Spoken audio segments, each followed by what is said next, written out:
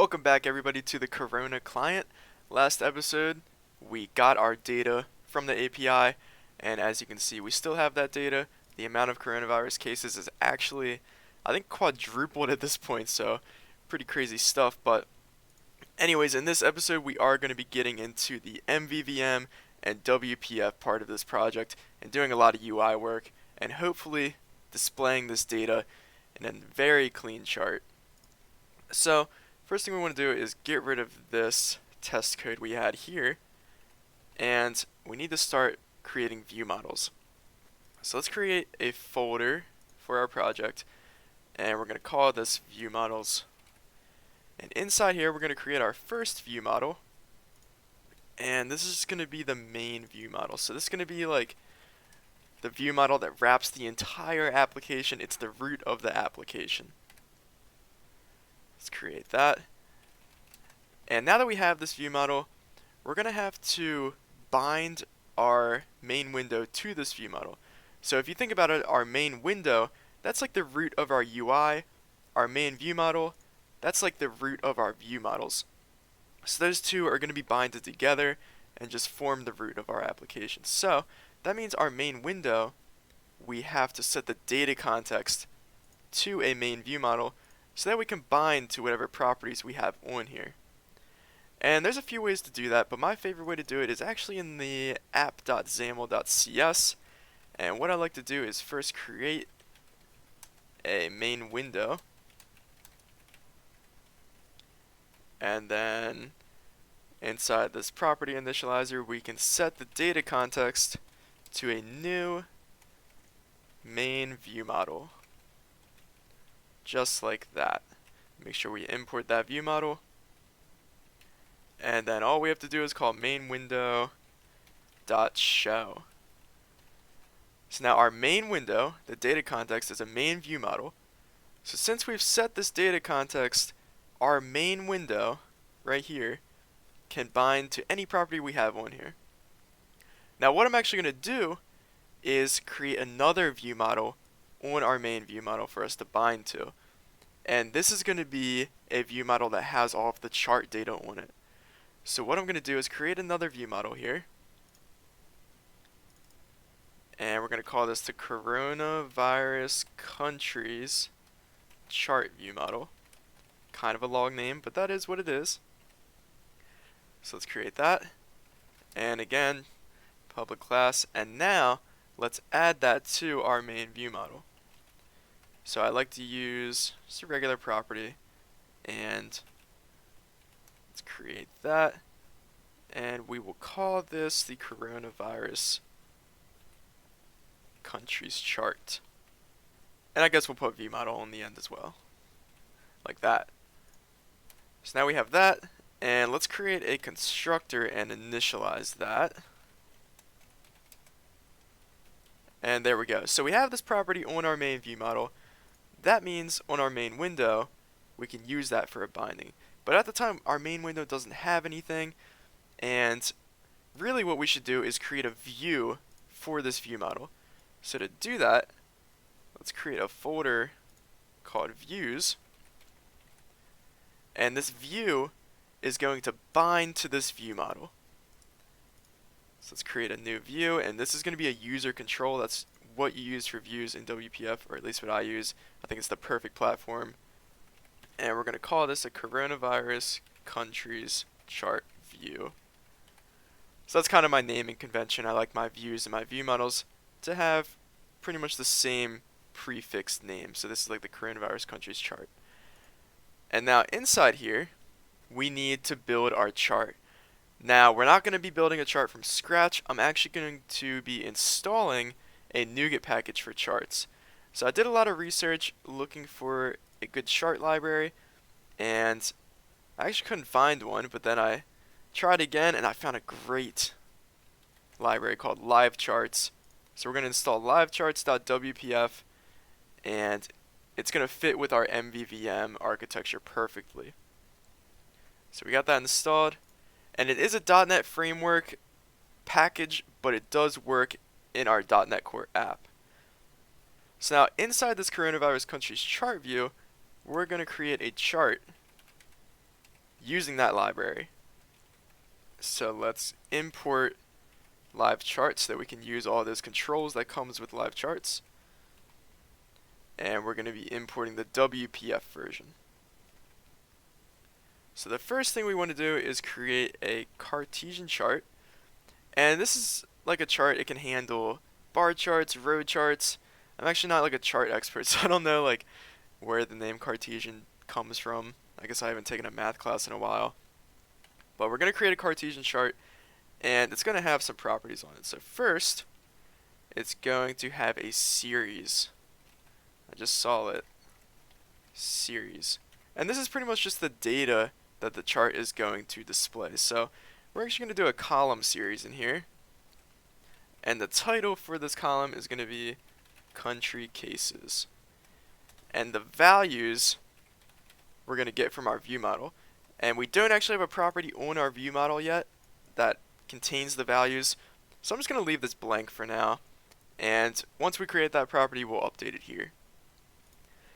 And some other cool things we can set is the axis, or the axes, however you want to call it. So we're going to have an x-axis, and the title for that is going to be the countries. And you can also set a property for labels.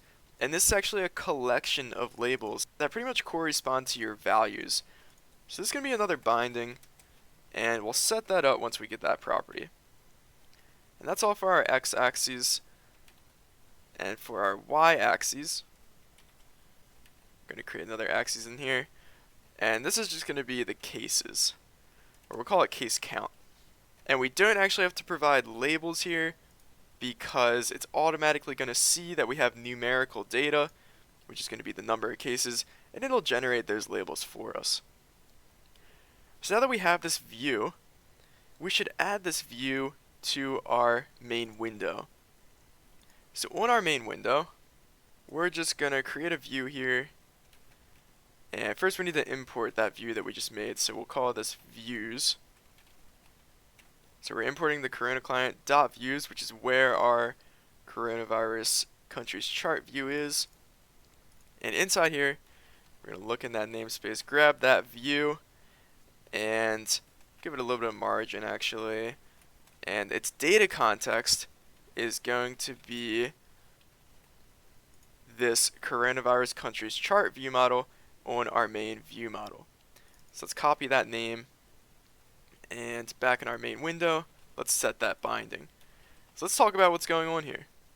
So on our main view model, we have this property, and our main view model is the data context of this main window. So that means we can access any property on the main view model. So what we're going to do is use this coronavirus countries chart view model, which is this property right here, and set that as the data context of this coronavirus countries chart view. So now our coronavirus countries chart view has its own data context that we can bind values to, which is this coronavirus countries chart view model. So now whatever properties we define on here, this chart can bind to those properties. So let's actually set up those properties, and this view model is actually going to retrieve the data for us as well. So since it's going to be retrieving data for us, it's going to need a coronavirus country service to retrieve the top 10 countries. And we'll just create a field for that, and then we'll have to import that service as well. And while we're here, let's actually highlight that and generate a constructor for it. So we'll take that service through the constructor and use it from there. Now we're also going to need some properties on this view model that provide our chart with the values and the labels. So this first property we're going to create is going to be chart values, and we import that from LiveCharts. And this is actually a collection, so it's generic, and we have to specify the type of the values, which are going to be integers because the case counts for coronavirus countries are just flat integers. So then we're going to have this property, and let's name this coronavirus country case counts, like that. And now we can take this property, and that's going to be our values, so we can bind to it, and it'll display all of these numbers in this collection in the bar chart. Now we're also going to have to create a property for our labels, and this is going to be actually just a plain old string array, and we'll call this coronavirus country names, because our labels are just going to be the country names and they're going to correspond to these case counts. So now once we have that, we are ready to get our data and populate these properties with the data. So what I'm going to do is create a method down here. It's going to be async, because we are going to have to await when we call the get top cases on our coronavirus country service. We don't want to be blocking the UI, and we'll just call this load. It's going to load the data. So first thing we need to do is get that list of coronavirus countries. I believe that's what we called our model, and we'll call this countries. And all we're going to do is use our coronavirus country service and get the top cases, and we're going to get the top 10 cases. And I'm actually thinking maybe I should move this to a constant. So up here we'll call this amount of countries. Just be a little bit cleaner. Maybe one day we'll want to get 20 countries, I don't know. And now that we have these countries, we need to put the data into these properties.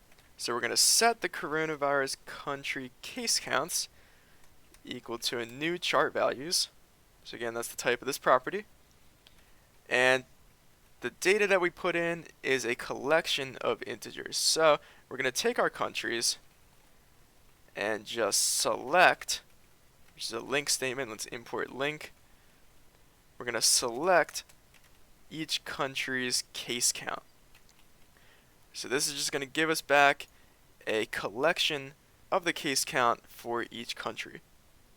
So that's going to be our case counts, and then we need to set our coronavirus country names, and this is going to be the countries that we got back from the API, and this time we're just going to select the country name. And then we also have to call toArray because we are putting it into a string array. So this is kind of weird. It's like these two collections, they're like parallel collections where like index 0 of the case count matches up with index 0 of the country name. So it's a little bit loose, but that is just how LiveCharts works. And it's still very effective. So now we have this load method, and you might be thinking, okay, well, we'll just load when we construct this object. But as you can see, we get this, the call is not awaited, we get this little green squiggly, it doesn't look too well. We could await it, but we actually can't because we're in a constructor. And ideally, you really don't even want your constructor to be doing intense work. So what I'm going to do instead is actually create a factory method on here. It's going to be static, and what it's going to do is create this view model and load the data. So I'm going to call this, well, first it's going to return the view model, and I'll just call this load view model. So inside here, we're going to first create the view model, and of course it's going to need this coronavirus country service. Let's take that through this method and pass it through this constructor. And now what I'm going to do is just call viewModel.load and then return the view model. So we can get rid of that up here, and as you can see, so we've solved the problem of our constructor doing too much work actually loading the data. We put it in this little factory method, but we still have this green squiggly because this isn't an async method. I didn't make this async because when I load a view model, I need the view model back immediately. As you can see in our main view model, we're calling this in the constructor, so we can't really await again. And we don't want this property to be null because we need to bind to it. So what I'm going to do is actually use continuewith, which will take away the green squiggly, but then we have to pass in a callback here. And this callback is going to take in the completed task, and then we can run whatever we want. And what I like to do is actually allow the caller of this method to provide a callback or just an action to execute when the load is finished. And I think this is great because the caller of this method has the opportunity to be notified when the load is complete. Because one thing to note is, since we're not awaiting this, we're going to return the view model before it's done loading. But if we give them the opportunity to pass in an action to execute when this load is continued with, then they'll be able to do whatever they need to do. So this is going to be an action that takes in a task, which is going to be the completed task down here, and we'll just call it onloaded. And by default, it'll be null, so you don't have to pass in a onloaded task. And inside here, we can say onloaded, and we can check if it's null or not with the question mark. So if it's not null, then we will invoke it with the completed task. And that is actually all we need to do. So let's go back to our main view model, and as you see, we no longer are going to call this constructor. What we're going to do instead is call load view model, and we need an coronavirus country service. Let's create one of those. We'll just create it right here. This is pretty much like the root of our application, so I feel comfortable instantiating it right here. And this is going to be the coronavirus country service, and it's going to be our API coronavirus country service. Let's import that. I know I spelled it wrong. Now we have our country service. We can pass it into our load view model, and there we go. Let's just run it and see what we have. Wow, somehow I got two main windows, and I don't even know what this main window is. But anyways, this main window looks good.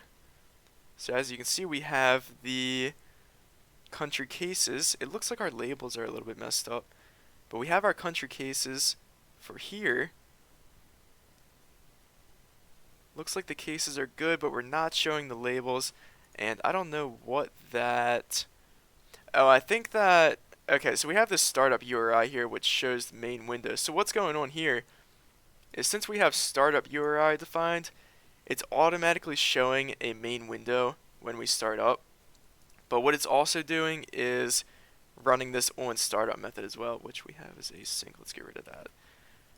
So it's actually showing two main windows, and we don't want this main window anymore. So we can get rid of that.